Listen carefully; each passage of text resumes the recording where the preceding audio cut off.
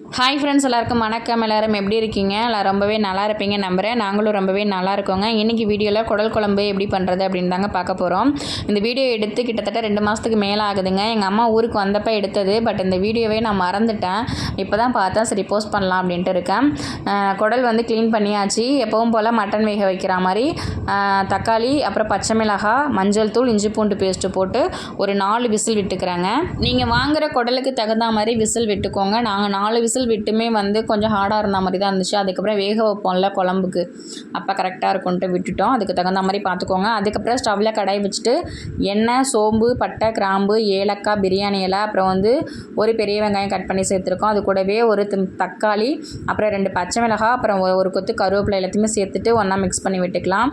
ஓரளவுக்கு வதங்கினதுக்கு அப்புறமா இதில் இஞ்சி பூண்டு கூட சீரகம், மிளகு, சோம்பு எல்லாத்தையுமே சேர்த்து அரைச்சி வச்சுருக்காங்க. அதில் ஒரு 2 ஸ்பூன் இதில் சேர்த்துட்டு நல்லா மிக்ஸ் பண்ணி விட்டுக்கலாம். அதுக்கப்புறம் என்ன பண்ணுறோன்னா, நம்ம வேக வச்ச குடல் இருக்குல்ல, அதை வந்து அந்த குடல் மட்டும் தனியாக அரிச்சிட்டு அதை இதுக்குள்ளே சேர்த்துக்கலாம். தண்ணி அப்படியே இருக்கட்டும், கடைசியாக ஊற்றிக்கலாம்.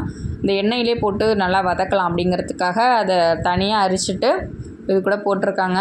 இப்போ இது கூடவே தேவையான அளவு உப்பும் சேர்த்துக்கிறோம்.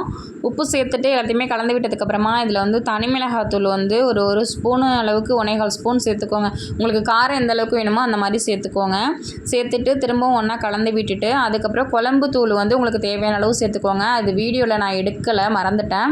சேர்த்து எல்லாத்தையும் ஒன்றா மிக்ஸ் பண்ணதுக்கு அப்புறமா இதில் நம்ம வந்து குடல் வேக வச்சு வச்சுருந்தோம்ல தண்ணி, அந்த தண்ணியுமே இதில் சேர்த்துக்கலாம். இது கடைசியாக தூள் எல்லாம் என்னென்ன மசாலா சேர்க்கணுமோ எல்லாமே சேர்த்ததுக்கு அப்புறமா அந்த தண்ணியை சேர்த்துட்டு ஒரு மூடி போட்டு அப்படியே வச்சிடலாம். ஒரு 10 நிமிஷத்துக்கு நல்லா கொதிச்சு வெந்து வரட்டும்.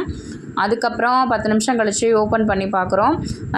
ஓப்பன் பண்ணால் வெந்துருச்சா என்னன்னு சொல்லிட்டு செக் பண்ணிக்கோங்க. உப்பு காரம் எல்லாமே கரெக்டாக இருக்கான்னு பார்த்துக்கோங்க.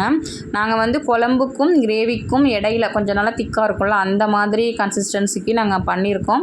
உங்களுக்கு கிரேவி மாதிரி வேணும்னா இன்னும் கொஞ்சம் திக்கானதுக்கப்புறமா தேங்காய் பேஸ்ட்டு சேர்த்துக்கோங்க. இப்போ நாங்களுக்கு வந்து குழம்புக்கு அதான் சொல்லியிருந்தேனே ஓரளவுக்கு திக்காக இருக்கிற மாதிரி, அதனால் நாங்கள் இப்போயே தேங்காய் பேஸ்ட்டு சேர்த்துட்டு ஒன்றா கலந்து விட்டுட்டு தேங்காயோட அந்த பச்சை ஸ்மெல் எல்லாமே நல்லா போனதுக்கப்புறமா கடைசியாக வந்து கொஞ்சமாக வந்து மல்லித்தலை மேலேயே தூவிட்டு இறக்கணும் அப்படின்னா சூப்பரான குடல் குழம்பு ரெடி ஆகிடுங்க. கண்டிப்பாக இதே மாதிரி ட்ரை பண்ணி பாருங்கள், செம்ம டேஸ்ட்டு. இதுவரையும் எங்கள் வீடியோவை ரொம்ப பொறுமையாக பார்த்ததுக்கு ரொம்ப நன்றிங்க. வீடியோ பிடிச்சிருந்துச்சு அப்படின்னா லைக் பண்ணுங்கள். இப்போ தான் எங்கள் வீடியோ ஃபஸ்ட் டைம் பார்க்குறீங்கன்னா ப்ளீஸ் சப்ஸ்கிரைப் பண்ணிவிட்டு எங்கள் சேனலுக்கு சப்போர்ட் பண்ணுங்கள். ஓகே, தேங்க்யூ, பாய்.